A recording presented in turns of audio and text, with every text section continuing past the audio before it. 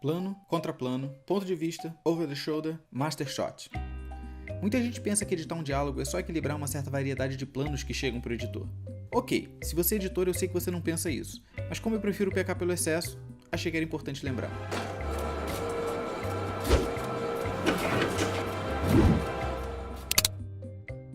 Como eu prometi na análise do Touro Indomável, dessa vez a gente vai seguir um outro caminho. Aqui, eu vou partir do princípio que você já tem muito bem fixado na cabeça que diálogos servem muito mais para fazer a gente conhecer os personagens do que propriamente contar a história. Caso você seja novo nesse mundo de diálogos, eu te recomendo assistir o vídeo O Problema dos Diálogos Expositivos, do canal Acabou de Acabar. Nesse mesmo canal também tem um vídeo chamado O que é a regra dos 180 graus. Como essa já é a terceira vez que eu vou passar por esse assunto, vale a pena conferir também. 12 Homens e uma Sentença é um filme de 1957 dirigido por Sidney Lumet e editado por Carl Lerner. Ele é frequentemente elogiado pela qualidade dos diálogos e pela direção minuciosa. Mas se a gente pensar que esse filme se propõe a contar uma história em tempo real e que mesmo se resumindo a 12 caras ao redor de uma mesa dentro de uma sala, o ritmo consegue sustentar o interesse do espectador por 1h30. Não dá para ignorar que o editor também fez um trabalho excelente aqui. A sinopse é bem simples. 12 jurados estão reunidos para decidir o destino de um garoto de 18 anos acusado de assassinato. Por mais pano pra manga que esse assunto renda, aqui a gente vai prestar atenção só na primeira rodada de votação. Vamos ver a cena. Okay, fellas, can we hold it down a minute? Fellas, say we'd like to get started. Gentlemen at the window. We'd like to get started. Oh, I'm sorry. Pretty tough to figure, isn't it? Kid kills his father, bing, just like that. Oh, listen, you analyze the figures, you'll see that was all. I'm telling you, they let those kids run wild up there. Well, maybe it serves them right. You know what I mean? Is everyone here? The old man is inside. Oh, would you knock on the door for him? Yeah. You a Yankee fan? No. Baltimore. It's like being hit in the head with a crowbar once a day. Who they got? No, I mean, who they got besides good groundkeepers? Say, we'd like to get started. Oh, forgive me, gentlemen. I didn't mean to keep you waiting. Baltimore. Okay, gentlemen, if I can have your attention. You fellas can handle this thing any way that you want to. I'm not going to make any rules. We can, well, discuss it first and then vote on it. That's, of course, that's one way. And, well, we can vote on it right now. And I think it's customary to take a preliminary vote. Yeah, let's vote. Who knows? Maybe we can all get out of here, huh? Uh-huh. Okay, then I think that, of course, you know that we have a first-degree murder charge here, and if we vote the accused guilty, we've got to send him to the chair. That's mandatory. I think we know that. Yeah, let's see who's where. Okay, anyone doesn't want to vote? Guy with me. Okay, then just remember that this has to be 12-0 either way. That's the law. Okay, are we ready? All those voting guilty, please raise your hands. 1, 2, 3, 4, 5, 6, 7, 8, 9, 10, 11. Okay, that's 11 guilty. Those voting not guilty? 1. Right. 11 guilty, 1 not guilty. Well, now we know where we are. Boy, oh boy, there's always one. So, what are we doing now? I guess we talk. Boy, oh boy. You really think he's innocent? I don't know.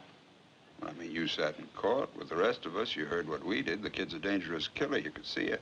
He's 18 years old. Well, that's old enough. He stabbed his own father 4 inches into the chest. They proved it a dozen different ways in court. Would you like me to list them for you? No. Then what do you want? I just want to talk. Well, what's there to talk about? 11 men in here think he's guilty. No one had to think about it twice except you. I want to ask you something. Do you believe his story? I don't know whether I believe it or not. Maybe I don't. So how come you vote not guilty?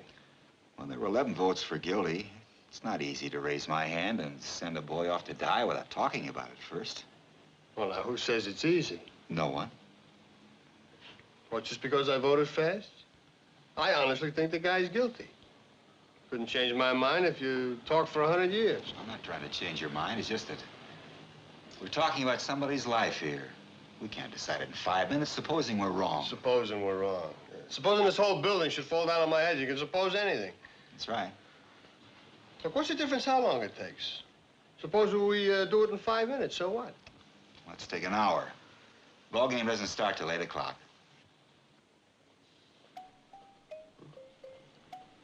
Okay, fellas, can we hold it down a minute? A cena começa com o primeiro jurado chamando os colegas para começarem a discussão a respeito do caso. Gentlemen at the window.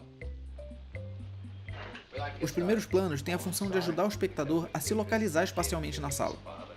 A gente tem um movimento de câmera que oferece um panorama do espaço, a gente tem o jurado número 10 tentando explicar a natureza do comportamento do garoto, e o jurado número 7 falando de esporte. Isso já deixa algumas dicas sobre o que motiva esses dois personagens. O jurado 10 acha que todos os latinos são selvagens, e o jurado 7 quer encerrar logo aquela reunião e ir para casa assistir o jogo. Nesse terceiro plano, a câmera se movimenta para se aproximar da configuração do segundo eixo. Em 3 minutos e 44 segundos, a cena vai trabalhar um total de 4 eixos. Então, a gente tem o primeiro close-up da cena.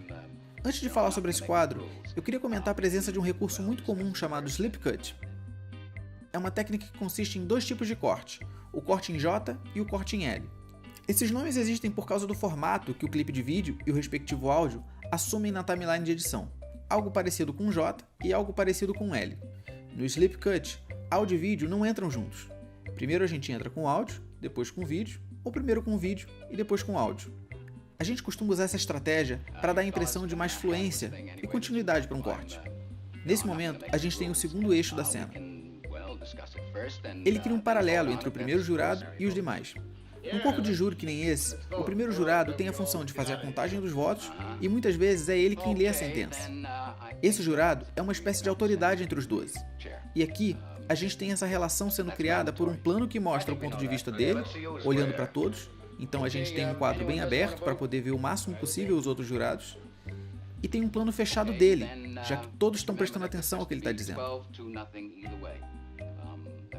Em seguida, a gente vai para a votação. Esse é o terceiro eixo de câmera. E ele usa quadros abertos, para o público ver todos os jurados.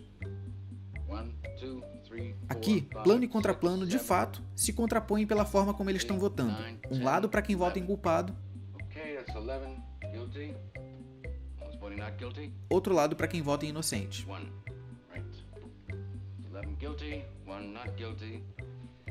Então, a gente vai para um eixo intermediário, que serve tanto para a gente poder ver melhor a reação do jurado número 10, quanto para aproximar a gente do jurado número 8, que é o único que acha que o garoto pode ser inocente. Daí, a gente volta para o eixo anterior, mas agora com planos que vão se aproximando dos personagens até virarem close-ups. Aqui, eu acho legal chamar a atenção para essa pausa.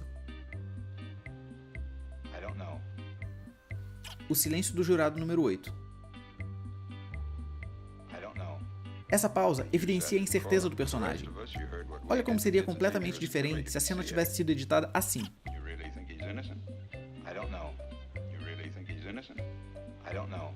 Uma resposta imediata traduz uma convicção absoluta, enquanto essa pausa, suspiro e movimento de olhos dizem que existe uma dúvida enorme na cabeça dele. Isso se chama subtexto. De forma geral, subtexto é tudo aquilo que a gente consegue perceber, mesmo que não seja verbalizado pelo personagem. Por último, a gente volta para aquele eixo, que tinha sido intermediário, porém, agora ele vai sustentar a ação. Essa é uma espécie de over-the-shoulder um pouco mais afastado.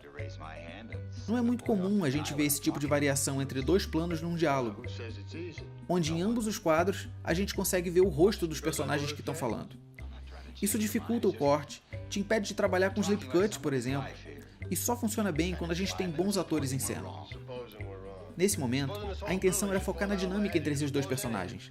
Se a câmera se posicionasse de forma mais tradicional, outros jurados acabariam entrando no plano e a gente perderia a carga dramática.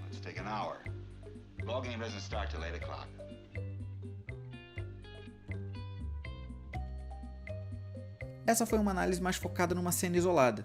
Eu vou continuar experimentando outras formas, mas eu queria que vocês já me dissessem o que vocês acharam dessa estrutura em comparação com a anterior. Se você ainda não viu a análise que a gente fez antes dessa, corre lá e me diz nos comentários qual o formato que você prefere até agora. Se você é novo por aqui, não deixa de se inscrever e ativar as notificações. Eu fico por aqui e até o próximo vídeo.